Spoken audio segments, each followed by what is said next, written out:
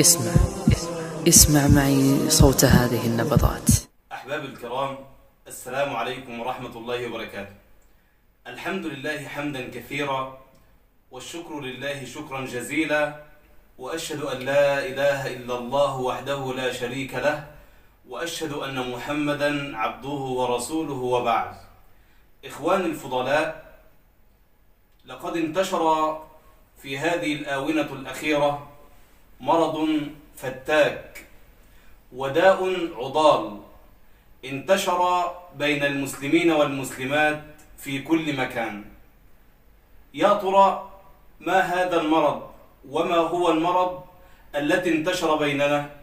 لقد انتشر هذا الداء العضال أحباب الكرام في شوارعنا بين الناس وبعضهم.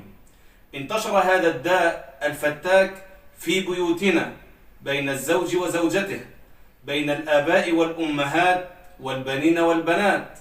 انتشر هذا الداء العضال وهذا المرض الخطير الفتاك في كل مكان بيننا، ألا وهو مرض الغضب. أحباب الكرام، عاوزين نقول للناس اللي بتغضب واللي بتنفعل كثيرا، يقول أبو هريرة رضي الله عنه أن رجلا جاء إلى النبي صلى الله عليه وآله وسلم وقال: يا رسول الله أوصني.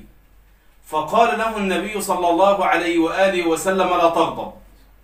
فجاءه الرجل مرة ثانية فقال: يا رسول الله أوصني. فقال له النبي صلى الله عليه وآله وسلم: لا تغضب. فذهب الرجل وعاد مرة ثالثة فقال: يا رسول الله أوصني. فقال له النبي صلى الله عليه وآله وسلم: لا تغضب ولك الجنة. فتركك لهذا الداء العضال وبعدك عن هذا المرض الخطير الفتاك طريق يؤدي إلى أعلى الجنان. اسمع إلى أمي وأمك عائشة رضي الله عنها، وهي تقول: ما غضب النبي قط. عمر النبي صلى الله عليه وآله وسلم عمر ما غضب. عاش النبي صلى الله عليه وآله وسلم أحبتي في الله 63 سنة. فتقول عائشة رضي الله عنها: ما غضب النبي قط، أبدا عمر ما غضب، إلا إذا انتهكت محارم الله. إمتى النبي عليه الصلاة والسلام بيغضب؟ وكان النبي عليه الصلاة والسلام إذا غضب احمرت عيناه وانتفخت أوداجه وارتفع وعلى صوته. فتقول عائشة: ما غضب النبي قط إلا إذا انتهكت محارم الله. النبي يبدأ يغضب أحباب الكرام إذا رأى الناس يأتون الفواحش، إذا رأى فلان يترك لصلاته، حين ذلك يغضب النبي عليه الصلاة والسلام. إذا رأى النبي امرأة تخرج من بيتها من غير حجابها الشرعي، فكان النبي عليه الصلاة والسلام حين ذلك يغضب.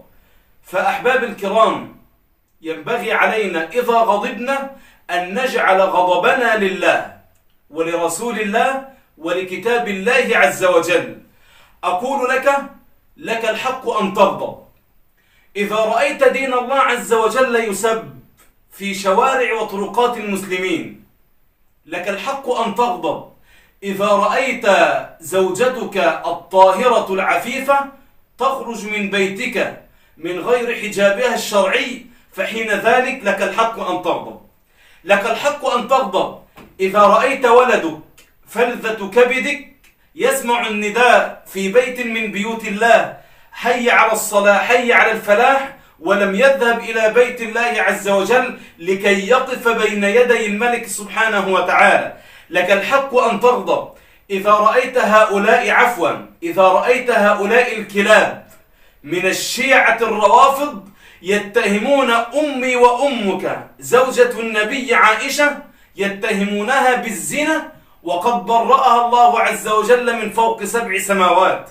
لك الحق أن تغضب، لكن اجعل غضبك لله عز وجل، واجعل غضبك لدين الله سبحانه وتعالى، واجعل غضبك لكتاب الله تبارك وتعالى، واجعل غضبك لرسول الله صلى الله عليه وآله وسلم. فالغضب أحباب الكرام مرض انتشر بين كثير منا، انتشر هذا الداء العضال في شوارعنا، في مساجدنا، في بيوتنا، في مدارسنا، في معاهدنا، في مصانعنا، في كل مكان. أسأل الله عز وجل بأسمائه الحسنى وصفاته العلى ألا يغضب علينا، وأن يجعل بيننا وأن يباعد بيننا وبين هذا الداء العضال والمرض الفتاك كما باعد بين المشرق والمغرب.